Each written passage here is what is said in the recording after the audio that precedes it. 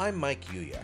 I love to try new things, and I've had culinary adventures all around the world, as well as right at home. I've had really wonderful food, as well as some really horrible food.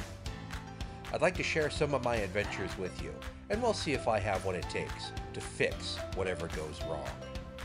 This is Recipe Redemption.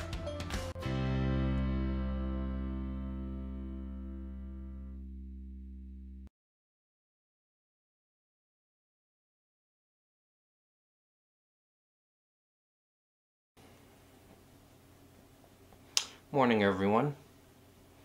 It's a nice, cool winter Saturday morning, and I'm feeling a mite peckish. We recently came back from a trip to China, and I kind of have a hankering for something that I had known about, but had only just recently tried, and that is Jian. For those of you who don't know, you should probably look it up on the internet. It is kind of a favorite sort of inner city breakfast slash late night bar food. What it consists of is this crepe. It's mostly wheat flour with about 1/3 something else. It's usually like mung bean flour. I've seen millet flour. I've even seen like cornmeal, corn flour. But basically it's a crepe, big wide crepe, usually 24 inches in diameter. Big crepe. Atop which they crack an egg and let that kind of scramble. Usually like scallions, sometimes cilantro, a sweet and salty sauce combination, usually some sort of mystery meat, and then they have a fried cracker, which I believe is called a Guapea, and it's basically kind of like a fried, just a strip of fried dough, or sometimes fried bread, but something that gives it a kind of a crunchy inside. And then it's folded up, cut in half, slapped into a plastic bag, and handed to you, and it's about $1 for a decent size meal. I could eat two, but you know, it's a lot of people say that when they're living in Beijing or Shanghai, they'll find their favorite Jianbing stall or joint, cart, whatever, and they'll have that for breakfast for like 6 months straight because it's that good, and it is fantastic. You need this in your life. However, making it at home is a little tricky. It's simple in concept, but it's tricky in execution. It requires, it's cooked on a big flat top, big round flat top grill. So if you have a griddle, a large griddle, or a flat top grill of some sort, or an electric griddle, like a countertop version, you can probably get away with making this. If you don't have like me, it can be a little challenging to make it. You can make it in a large frying pan, but it's not quite the same. And it needs to be big because by the time you're done adding stuff to it, when you fold it over, it's not going to stay closed unless you have plenty of the crepe to actually fold over. So it needs to be kind of big. And a lot of people don't have that. Also, temperature control, the consistency of the batter that you use, and some of the tools that you use to actually spread the batter around to make sure that you have a nice thin but even crepe, are kind of specialized, and it takes a little bit of practice. The learning curve is quite steep, so producing this at home is a challenge, and some of the ingredients are a little more esoteric. But is it worth doing at home? Yes. So in chopping around, I wasn't able to find mung bean flour, unfortunately, but I was able to find mung beans. So I'm going to make my own flour using my trusty food processor. This is a decidedly dumb idea, but I'm doing it anyway. So these things, they're not quite ball-bearing in consistency, but they are quite hard, and this is probably not doing anything good for my food processor blade. But anyway, oh, by the way, the little plastic thing that goes in the addition port in the lid of your food processor, that serves a purpose. So maybe we should find that. Yeah, good idea. Turn it off. And there we go. And I was so nervous that when I started grinding again, I still held my hand over it.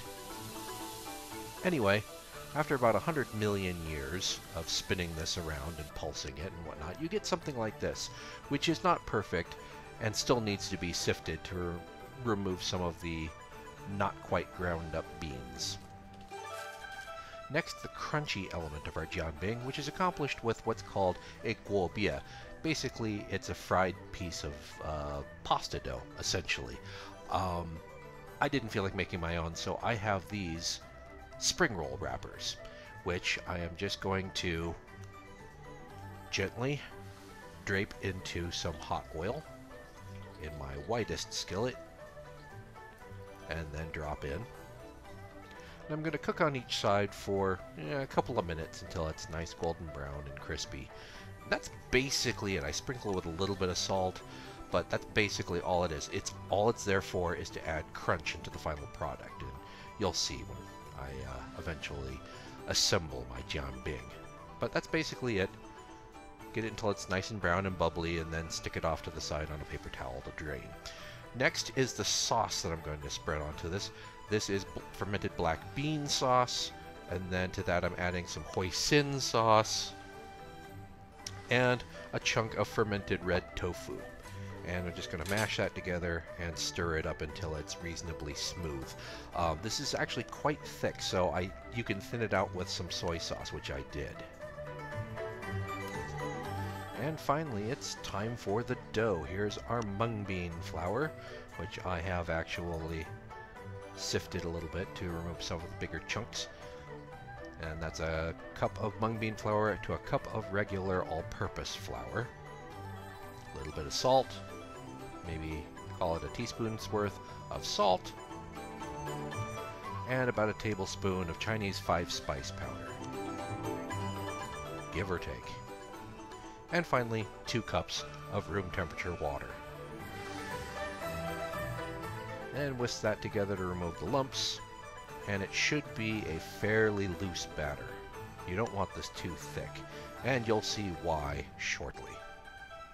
Now, as for the cooking surface, I brought out this paella pan. I acquired it a while ago. I haven't been able to cook much with it because it doesn't fit in my oven. And as you can see, it takes up like 2/3 of my stovetop. So I've been thinking of getting rid of it because it hadn't had a use until now. But you flip it upside down, I've got a flat top, and it's a good 6-7 inches above the flame. So temperature control is going to be a little bit better. Now, the learning process for making the crepes, as I may have mentioned, is somewhat steep. And because I don't have the perfect tools for this, I'm using a bench scraper, a pastry bench scraper, to try and spread the batter out. It's an imperfect system, as you can see.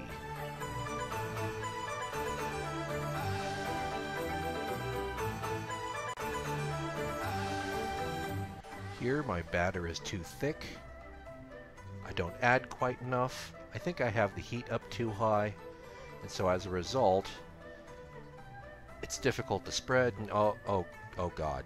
Well, maybe if I just keep smearing it around, it'll get better. And no, that's maybe no one will notice. Yeah, maybe they will.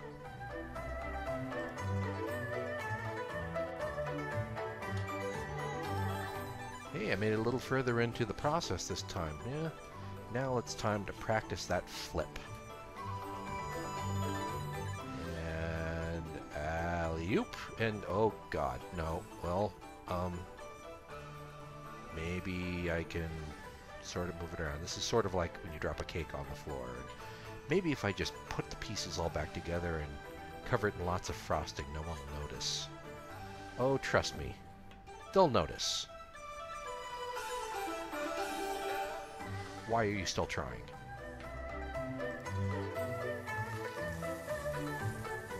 This should have been obvious this wasn't enough batter, but apparently it wasn't obvious to me at the time. This also demonstrates the principle that just because you've done it a bunch of times doesn't mean that you've gotten any better at it.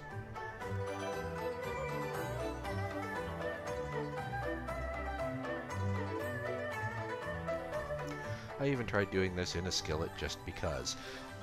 It turned out okay, but I am limited by the fact that this is a 14-inch skillet, so the largest crepe that you can make in this is about 12-13 inches in diameter. It makes a perfectly fine jianbing, and it's easy to flip because you can flip it like a pancake, but it's really small. It's kind of an unsatisfying jianbing because it ends up being a lot smaller than you'd like. So this is, I think, attempt number 8, might be 9. This is about the closest I came to actual success. Nowhere near the level of mastery that you see at some of the food carts in China, but it's the best that I could do, and it's still, the batter is still a little too thick. I'm working a little too slowly, and or the heat's a little too high, so it starts to set before I have a chance to really spread it out.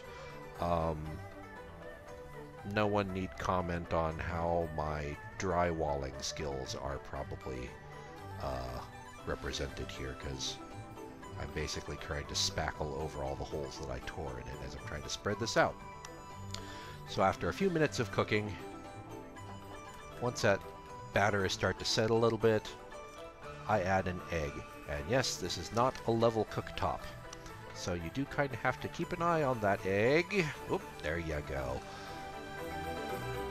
Just sort of break the yolk up, stir it up as best you can without poking a hole in the crepe or poking 4 or 5 holes in the crepe while trying to spread the egg around. But once you got it spread around, it tends to stay in place a little better, and you can sprinkle your scallions on there and let that cook for a couple of minutes until the egg starts to set a bit more. And I have my heat set on basically medium-low, so it can cook nice and slow, because I'm not good at this and I need a little extra time. Okay, here comes the flip. A brief prayer, followed by alley-oop. Okay, good. Now I can focus my attention on the fillings. First, the sauce. And it sounds kind of weird. The ingredients went into it are a little bit odd, but trust me, the sauce is fantastic. Really tasty. Just smear it all over, and sometimes it's optional, sometimes you just get it with chili sauce, but I'm just using a little sriracha here. And mystery meat is kind of de rigueur for these, especially for the late night crowd. I had some pork shoulder, roasted pork shoulder sitting around, so I just sliced some up. And here my guapea. I just broke it into little pieces so it would fit into my crepe here, since it is kind of small. And a lot of times you'll get some, well, chopped lettuce as just an extra vegetal crunch and kind of makes it more nutritious. Now, all you have to do, fold the sides over so that it contains everything, give it a good chop down the middle, fold it in half, and ideally placed in a plastic bag and hand it to you to eat right there on the street. So there you have it. It's crunchy on the inside, it's salty, sweet, savory, got plenty of umami. It's filling without being heavy. It's got that nice little bit of freshness from the herbs and from the lettuce that I threw in there. It's a bit of a challenge. You have to use a little ingenuity to cook one at home. You have to do a bit of a shopping expedition to get all the ingredients together, and really the prep takes longer than it takes to actually cook the jianbing itself. Is it worth it? Yes. You need this in your life. I highly recommend trying it. Go through the trouble, try it out. Make plenty, cook some for your friends, enjoy. Don't be discouraged by all the rejects that you're going to cook. The one that I showed you just now was number 8, I believe. All the rest, I'm eating my mistakes. I always do, but they are definitely not Jian. Or you can travel to China and just get one for yourself. Airfare plus $1. Your choice, but either way, I highly, highly recommend trying these. They are absolutely delicious, and I will be going through the trouble of making these again now that I've figured out some of the issues with temperature control. But I think this rig actually works, and I actually have a reason to keep that big paella pan now, because it does something other than take up space in my closet. So, with that, experiment complete and successful. I'd like to thank you for watching, and please subscribe to the channel if you haven't already done so, and I'll see you next time here on Recipe Redemption. Thanks!